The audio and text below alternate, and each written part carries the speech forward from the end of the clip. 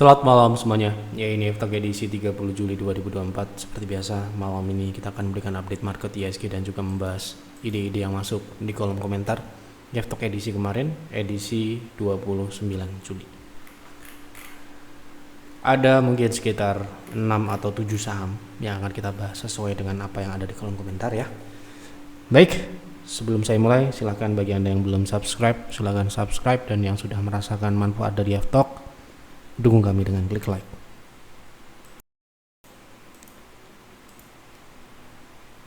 Kita mulai dari ISG. Hari ini ISG turun 0,6%. Ya, ini masih proses, bagian dari proses seperti yang kami sampaikan. Jadi di stock call ataupun di Eftok sebelumnya sejak 2 minggu terakhir potensi adalah wave 2. Jadi karena hari ini turun, ya kita tidak perlu memberikan update karena masih sama dan target turunnya pun belum dicapai ya mungkin besok atau minggu depan ya 7.100. Oke, kita langsung masuk ke pembahasan saham yang pertama. Tolong analisa untuk CNMA buat swing, apa benar mulai reversal, baiknya ambil di berapa? Oke, untuk swing CNMA kita akan lihat potensinya. Oke, sepertinya ini baru ya, saham baru IPO di bulan Agustus 2023 yang ini udah hampir setahun lah ya. Namun trennya memang mungkin ini masih dalam tren turun ya, konsolidasi di dalam tren turun. Ini tren turunnya. Kemudian saat ini dia sedang konsolidasi, jadi kita tidak peduli trennya apa, yang jelas potensi upside-nya berapa, itu aja ya. Nah, ini kita lihat dari potensi di area konsolidasi dulu. Jadi konsolidasinya ini yang memungkinkan adalah 244, itu berapa persen dari harga penutupan hari ini? Itu sekitar 8%, ya, 8%. Nah, berarti kan tidak menarik ya. Gitu. Jadi buat kami tidak menarik. Jadi kalau mungkin Anda tertarik dengan potensi upside 8% ini, bisa beli di harga saat ini dengan stop loss cukup besar juga. Risknya 7%-an di 212. Jadi kalau mungkin Anda bisa dapat buy on weakness sedikit turun di 222, itu risknya akan turun di 5%-an ya. Dan Anda bisa dapat upside 10%. Jadi untuk harga terakhir ini 228. Ini agak tinggi kalau Anda memang mau ngejar hanya di area konsolidasi ini aja ya. Gitu. Jadi mungkin Anda bisa tunggu di 226 atau 222. Gitu. Siang Payap, LabKeu, laporan keuangan Antam kuartal 2 sudah rilis dan ada pertumbuhan dibanding kuartal sebelumnya. Berarti kuartal 2 lebih baik dari kuartal 1 gitu ya. Apakah laporan keuangan tersebut bisa mencerminkan harga saham Antam atau tidak? Kemudian saham Antam secara jangka panjang, apakah ada potensi reversal atau justru tetap dalam fase downtrend setelah rilis laporan keuangan kuartal 2? Kita nanti lihat dulu ya. Saya juga belum ngecek ya bagaimana hasilnya, apakah bagus atau tidak. Kita akan lihat di sini. Kita akan melihat dalam jangka panjang ya tentunya. Kuartal 2 dirilis itu target turun kita masih sama ya di 1160 ya, itu target turun teknikal. Oke, kita lihat kuartal kalau di kami ya, di peer atau di peers kita jarang mengcompare kuartal Q on Q ya, biasanya kita year on year. Jadi misalkan kita compare kuartal 2 2024 dengan kuartal 2 2023 gitu ya. Biasanya kita akan lihat progres setahun terakhir itu seperti apa, apakah baik atau tidak ya. Terkait Antam dalam hal berinvestasi ya, kita akan melihat bagaimana komoditasnya, nikel ya. Dimana kalau Anda tahu di sini nikel dia punya revenue, sumbangsih revenue yang sangat besar ya, gitu, sangat besar di sini nikel. Dan kita lihat di sini bahwa nikel sendiri masih belum naik ya sampai dengan saat ini ya. Emas juga masih belum melanjutkan uptrend gitu ya sampai sekarang ini. Nah, kuartal 2 bagus atau tidak kita akan lihat dari kuartal 2 sebelumnya. Nah, terlihat ini pertumbuhannya besar ya, 44% di sini. Oke, sebelum di kuartal 1 sebelumnya dia turun 25% year on year. Ini data yang ada di sini adalah year on year. Jadi kuartal 1 2024 dibandingkan dengan 2023 kuartal 1 juga. Jadi dia turun 25%. Kemudian dia rugi secara operasional ya di 2024 ini ya, di kuartal 1 dia secara operasional rugi ya. Namun di sini bottom line-nya plus. Nah, artinya apa? Artinya ada di kuartal 1 kemarin dia jeblok turun, tetapi dia masih untung, tetapi secara operasional rugi. Ngerti ya maksudnya? Jadi yang dihasilkan dari non operasional, non organik. Ya, kalau di kami memang tidak mencari yang non organik, kita mencari yang konsisten, yang hasil dari operasional. Ya. Silahkan dicek, silahkan, saya tidak akan mengecek apa itu hasil non operasionalnya, apakah dia melikuidasi anak usaha atau melikuidasi aset-aset atau apapun, silahkan dicek, itu mungkin akan ada secara detailnya. Di trading view ini tidak ada, jadi yang jelas ini adalah hasil dari non operasional ya. Maka dari itu di kuartal 2 ini pun juga sama ya. Kita lihat di sini pertumbuhannya besar sekali, 300% pre-tax income, dan bottom line-nya dia 478%, 1,3 triliun. Sedangkan kuartal 2 tahun kemarin cuma 226 billion. Ya. Artinya ada sangat jauh sekali gitu ya. Dan kebetulan memang di sini Anda bisa lihat bahwa pemasukan operasional atau operasional income-nya adalah 112 T. Sedangkan dia punya bottom line atau laba bersih 1,3 T. Artinya apa? Artinya net income lebih besar dari operasionalnya. Apa artinya lagi? Artinya hasil dari net income bukan 100% dari operasional. Gampangnya gini ngeceknya ya. Cara gampangnya gini. Nah, ya. Nah, ini ya. Kita bisa tahu bahwa beberapa kuartal ini banyak pendapat laba bersih itu dihasilkan dari non operasional, di mana net marginnya di atas operasionalnya yang beberapa kuartal ini minus ya, kuartal 4 minus ini, dan dia naik sekarang ini mengalami peningkatan gitu ya. Nah, apakah ini baik atau tidak? Menurut saya karena ini masih dalam tren turun secara teknikal, juga kuartal 2 ini juga tidak akan menjamin selama setahun penuh ini. Jadi dengan jeleknya kuartal 1 itu mungkin akan diperbaiki kuartal 2 ini ya. Tetapi kita akan lihat secara tahunan nanti akan seperti apa. Yang jelas kalau kami berinvestasi di Antam ataupun di saham nikel yang lain, Antam bukan pilihan kami. Antam bukan pilihan kami. Bukan karena dia BUMN terus kita anti BUMN, bukan, tetapi memang ada yang lebih baik dari Antam. Ya, gitu. Nah, kalau saya mungkin khilaf beli Antam, mungkin saya akan switching ke saham. Kalau saya memang benar-benar mau invest di sektornya Antam ini, saya akan cari yang lain. Tapi kalau mungkin saya masih ada opsi sektor dan industri yang lain, saya akan cari yang lain dulu, karena memang ya seperti Anda tahu, nikel sendiri memang belum berada di dalam tren yang bullish ya gitu. Jadi ya kita perlu bersabar dulu, bahkan ini turun. Nah, asumsi kita kalau ketika nikel turun berarti nantinya akan berpengaruh pada kinerja keseluruhan, kinerja fundamentalnya gitu ya. Itu menurut saya. Jadi kalau sekarang ini Anda bisa melakukan komparasi dengan Antam, harga saham Antam dengan si nikel ini. Nah, ini ya. Anda lihat di sini ya bahwa Antam ini kurang lebih sama. Ya, bahkan ketika nikel ini mengalami peak performance, Antam ini sudah melambat dan turun ya. Anda lihat ini ya. Ini adalah harga saham Antam, ini adalah nikel ya. Jadi kapankah kita timing yang mungkin akan kita ambil di YF Advisor? Kita akan menunggu seperti 2021 ketika nikel mulai uptrend. Tetapi sekali lagi saya tidak akan beli atau merekomendasikan Antam. Sampai dengan saat ini masih ada yang lebih baik.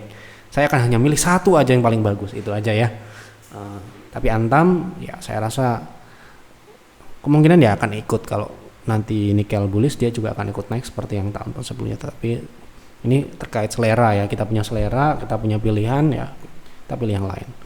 Nah, apakah harga sahamnya ini masih akan mengikuti nikel? Kemungkinan ya gitu. Jadi kemungkinan Antam ini masih akan turun menuju target yang sudah kita pasang.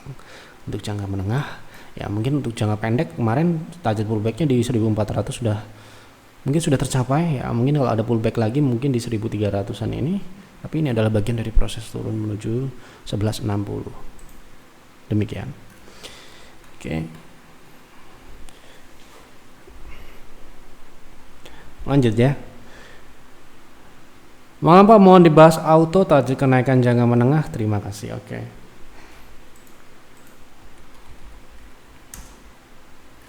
Auto ini naik cukup signifikan ya kemarin di 10%.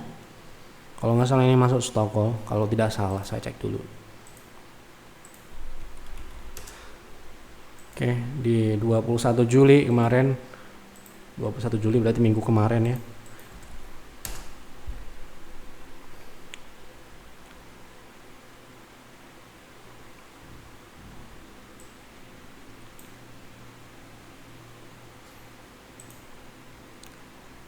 Sebentar ya, saya tidak dapat akses ya, seperti ini ya, saya pun tidak dapat akses, saya minta akses dulu sebentar untuk bisa tahu. Jadi saya pun tidak dapat akses seperti ini, saya tugasnya hanya melihat saja, padahal ya kita akan lihat. Nah ini ya, ini yang dapat akses seperti ini tentu saja member private trading room ya. Jadi ini auto ya, sekarang ini targetnya adalah, target ini adalah target swingnya 2400 sampai dengan 2660. Ini dipublikasikan tanggal 19 Juli. Ini stock call edisi 21 Juli, dibuat di tanggal 19 Juli. Ya. Gitu. Nah, sekarang ini berada di 12. Kemarin sempat ke 2400 ya. Jadi sangatlah wajar jika setelah mencapai 2400 dia dibanting turun hari ini. Hari ini ya tercapainya 2400. Karena ya itu adalah target swing. Jadi kemungkinan besar member PTR akan sell on strength di situ, apalagi melihat IHSG yang sekarang ini sedang proses turun ya. Ya, tapi kita bersyukur saham-saham yang kita rekomendasikan masih naik di saat IHSG turun gitu ya, masih bisa mendapatkan profit. Dan juga tadi kalau nggak salah ada satu saham lagi yang juga naik signifikan ya. Gitu. Jadi intinya ketika IHSG turun tetap akan ada saham yang naik, dan kita memang harus ditugaskan untuk mencari itu ya untuk trading. Begitu target jangka menengahnya dua area itu 2400 sampai dengan 2660. Itu ya. Oke. Mohon bahas MDKA, saya punya barang rata-rata 2410 untuk swing trade. Ini target kenaikannya di berapa? Terima kasih dan terima kasih. Oke, MDKA untuk swing target kenaikannya berapa? Oke, kita akan bicara ini konsolidasi ya. Jadi targetnya ya kita nggak akan muluk-muluk di middle area dan resist konsolidasi. Jadi di sini yang memungkinkan gitu ya, kita akan cari yang lain-lain. Jadi ini konsolidasinya cukup lebar, tetapi target yang memungkinkan di 2500 ini kemungkinan besar bisa tercapai 2500 atau 2490 ya. Kemungkinan ini bisa tercapai. Nah, untuk kalau bisa breakout ya di middle area yaitu di 2680. Ini kan konsolidasi minor, ini konsolidasi yang lebih besar. Ya, konsolidasi sejak tahun kemarin. Ya kan? Gitu. Jadi kalau konsolidasi ini minor ini terpecahkan, berarti MDKA potensi untuk naik hingga 2680. Jadi kita bisa bilang TP1-nya di 2500 atau 2490, TP keduanya di 2690 atau 2600-an gitu ya. Oke. Malam, terima kasih atas ulasannya. Mau tanya PIVA untuk jangka waktu swing 6 bulan 1 tahun ke depan, apakah bisa mulai masuk di sekarang karena kayaknya sedang konsol. Terima kasih Sestra. Gini loh, kita di kami ya, swing itu punya durasi di private trading room ya. Swing itu hanya dilakukan di private trading room, tidak di bull center, tidak di peer dan tidak di peers. Di private trading room ada namanya durasi maksimal. Ada nggak di sini? Nah ini ya, perhatikan. Ya, kurang dari 20 hari. ya. Setelah kita rekomendasikan saham ini harus mencapai target ini atau stop loss yang ini. Ya, mana yang lebih dulu gitu ya. Nah, jadi kalau kita swing 6 bulan itu nggak swing. Ya. Gitu. Kalau di kami loh. Jadi kalau Anda mau swing 6 bulan, mau swing 6 tahun atau 10 tahun, monggo-monggo aja. Tapi kalau Anda tanya ke saya akan jawab sesuai dengan apa yang saya gunakan, kami gunakan di Jeff, ya. Kalau namanya swing, ya itu swing jangka pendek, ya, swing yang kecil-kecil begini nih, ya, ini swing, ya, gitu. Nah, kalau sudah bergerakan jangka panjang, nah itu kita mungkin akan menggunakan strategi yang lain, yaitu trend following. Kalau kita masih memang tidak mau mempedulikan fundamental, kita hanya fokus ke teknikal yang uptrend. Nah, kita trend following di Bulls Hunter. Kalau di Peer dan di Peers kita pakai fundamental, gitu ya. Nah, kalau kita sekarang melihat saham ini konsolidasi seperti ini, berarti kan tidak layak untuk diswingkan. Kalau misalkan ruang swingnya ini tidak menarik, gitu ya. Jadi ini mau dia swingnya berapa bulan kayak mau berapa, ini kalau tidak menarik ya tidak kita rekomendasikan, gitu ya. Nah, sekarang ini kalau kita melihat ini kan, kalau kita ini ya, kita per detail seperti ini, dia kan swingnya sedang swing turun ya. Dan kalau kita mau trading di saham ini, mungkin kita akan menunggu dia keluar dulu dari kecenderungan saat ini, ya. Di berapa? Di 104 misalkan, kalau dia breakout berarti ini ada potensi swing. Tapi swingnya ini kemungkinan tidak dalam 6 bulan. Kalau kita nunggu buy, kemudian hold 6 bulan, kita lihat 6 bulan lagi, dia udah swing berkali-kali. Udah swing mungkin 10 kali, 20 kali, 30 kali gitu. Ya, sayang gitu ya. Jadi tidak efektif. Makanya namanya swing trade di kami itu ya maksimal 20 hari, tapi sangat jarang. Kalau Anda cek kinerja kami itu, kita itu beli hari ini mungkin 2 hari ke 3 hari ke depan udah take profit, ya. Kita beli saham yang lain seperti itu. Kalau swing, jadi nggak ada swing 6 bulan, swing setahun, itu di kami nggak ada. Di kami loh. Kalau Anda pakai punya ya nggak apa-apa gitu. Tapi kan tanya ke kami, saya akan jawab sesuai dengan apa yang kami gunakan, gitu ya.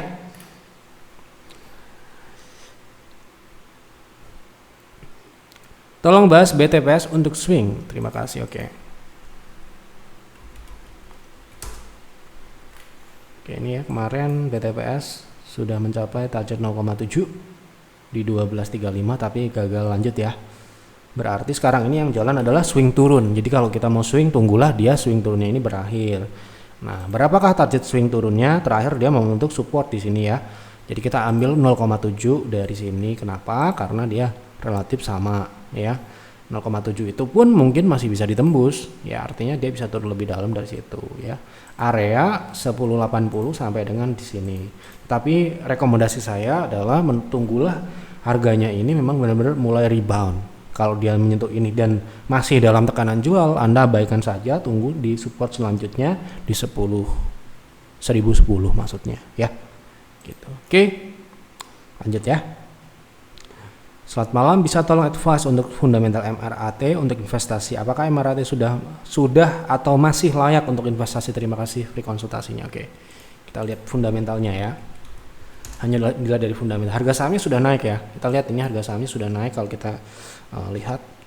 Tapi memang saham ini cukup tidak terlalu liquid sepertinya, tapi akhir-akhir ini ada transaksi, ya kadang nggak ada seperti ini. Perlu diperhatikan juga karena ada saham itu ada agendanya. Nah, kita akan fokus ke fundamental aja ya. Jadi di kami sekali lagi ya, di kami kita mencari perusahaan yang tumbuh, tetapi tumbuhnya yang konsisten. Tidak perlu besar, tetapi konsisten, ya. Dan harus sudah pernah teruji di dalam kondisi krisis. Kalau di dalam kondisi krisis dia tidak rugi, ya berarti confirm dia secara bisnis kuat.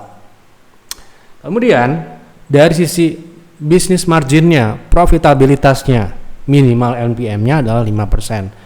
Ya sekali lagi ini selera kami. Ada kok bisnis ada perusahaan bagus, emiten yang bagus, seperti kemarin yang kita bahas Metrodata misalkan, itu bagus, tapi marginnya memang di bawah 5%. Memang bisnis modelnya seperti itu, setipis itu marginnya. Tapi dia survive ketika COVID, ya, gitu. Nah, seperti saham Mustika Ratu ini, ya kita bisa lihat ya. Pertama, dia tidak tumbuh, ya. Tumbuhnya itu tidak stabil, tumbuh tetapi tidak stabil.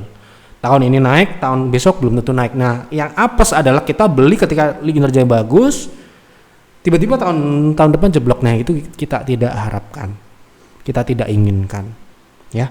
Sehingga dengan sangat gampang, sangat mudah buat kami Mustika Ratu ini mungkin tidak layak untuk invest dan hanya cocok untuk trading saat ada transaksi saja. Ya, itu dari alasan ya ketidakstabilan ini. Lihat marginnya beberapa kali, profitabilitasnya beberapa kali ini rugi bahkan ya. Selain tipis dia rugi, setipis apa? Ya nggak mungkin ini layak ya buat kami ya. Sekali lagi, ini bukan masalah harga saham yang naik ya, tetapi fundamental. Kita bicara fundamental di sini. Ya, kan kalau investasi itu kan kita butuh portofolio. Di dalam portofolio paling untuk portofolio individu itu kan paling 4 sampai dengan 8 saham ya kan, masa nggak ada yang lain gitu loh. Tapi ini sekali lagi ya, bukan saya bilang saham Mustika Ratu tidak bisa naik ya. Sekali lagi fundamental ya. Ini karena investasi. Ya, investasi kita butuh nyaman, kita butuh tenang untuk hold. Ya, mau seperti apapun harga sahamnya. Ya, kita tahu fundamentalnya ini sehat, tumbuh, profitnya bagus. Ya, seperti itu. Nah, ya, jadi seperti itu untuk Mustika Ratu ya. Jadi untuk saat ini dengan kondisi saat ini belum layak untuk invest. Menurut kami seperti itu. Oke. Sudah saya jawab semua apa yang ada di kolom komentar. Terima kasih untuk Bapak Ibu yang sudah berkontribusi memberikan ide. Seperti itulah jawaban saya. Semoga dapat diterima ya. Sekali lagi ini adalah opini pribadi, bisa benar bisa salah. Anda silahkan cek lagi fundamentalnya ataupun teknikal. Itu saja. Selamat malam dan selamat beristirahat.